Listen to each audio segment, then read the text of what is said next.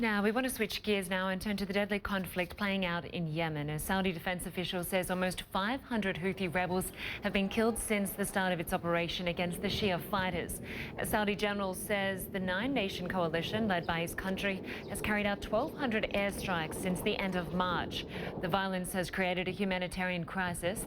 The Yemeni Health Ministry says 385 civilians have been killed and 342 others have been wounded since the conflict began. But the World Health Organization estimates the death toll is much, much higher. On Saturday, the International Red Cross delivered a second shipment of aid. The medical assistance that we see now behind me that arrived today is supposed to help us treat up to 3,000 wounded depending on the severity of their injuries. We of course know that this is a lot, but we also hope that we'll be able to bring in more assistance if we need so, but we also hope that we will not need to do so in the coming future. Let's bring in CNN military analyst Mark Hertling now. He joins us via Skype from Orlando, Florida. Mark, Saudi have continued to pound the country with airstrikes. Is it only a matter of time before we see Saudi ground troops in the country, or will they continue to fight entirely from the air? Well, the pounding, as you said earlier, Linda, is about 1,200 strikes per day. This whole Operation Decisive Storm, which is what the Saudi Arabians are calling it, started with about 50 strikes per day, and then a week later it was 80. Now it's about 120. They continue to pound the area. I don't believe we're going to see ground forces. Over the last week, Saudi Arabia has attempted to persuade Pakistan to join them in this fight. Some of the other Arab countries that are part of the coalition have been asked to put ground forces in. But personally, I just don't see it happening. There's been one analyst who suggested that if they do put ground forces in northern Yemen, that it would turn into the Saudi Arabians' equivalent of Vietnam. And there's news also coming out of the port city of Aden that two senior Iranian officials have been captured by Yemeni militia. How do you think that could fuel the fight between the Iranian-backed Houthi rebels and the Saudi-backed Yemen militia? Well, in any kind of conflict like this, you're going to continue to hear those kind of rumors. Those two Iranian advisors, as they were termed, have not been confirmed. But frankly, I wouldn't be surprised if there were Iranian advisors in the port of Aden or near the port of Aden, because they see that as a decisive point in this whole campaign. If they can control that with Houthi rebels, they're going to be able to control most of Yemen because it's a critically important port.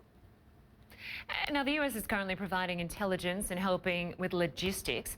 Do you think the US should get more involved in this conflict? And also, can you tell us how US citizens are currently getting out of Yemen? We've heard that obviously Russia has helped with some evacuations recently. Yeah, it's a great question, Linda. And I think what you're going to see is an increasing amount of intelligence sharing between the U.S., which is in Saudi Arabia. They've put a ground element there. They also have a combined air operations command that's contributing to the fight, providing some information on targets. They are doing some logistics support with refueling of aircraft from tankers overhead, but they're also providing some smaller precision weapons because of some of the humanitarian crisis involved there, and they want the Saudi Arabians to strike at targets with smaller weapons as opposed to the larger bombs they have. But truthfully, I think that's the limit of what we should be doing to contribute to this Arabian force that Saudi Arabia has kludged together. That's about all we can do, and it is a Saudi Arabian security fight. In terms of your question about the bringing out of the American citizens that remain in Saudi, I did a quick scan of the State Department website just last night, and over the last 6 months, they have been telling people, do not go to Yemen. Get out if you're there. Don't have any more dealings with Yemeni businesses. It's a terrible conflict zone. It's going to get worse. And that's been occurring ever since or prior to the Americans leaving their embassy in Sana'a. What has happened after that is the State Department has continued to suggest ways that people can get out, coordinating with other government officials, India, China, France, that have had ships there. So no, I think the State Department is right on in saying that we can't have any non-combatant evacuation operation without endangering the forces that would go in that would have to do that. And the remaining, there's actually no number of remaining U.S. citizens that we know of that are in the area other than the independent reports that are coming out from individuals, Linda. You can only hope that most of them are out by now. Mark Hertling, great to talk to you as always. Thanks very much for your time. Thank you, Lynda. Great day.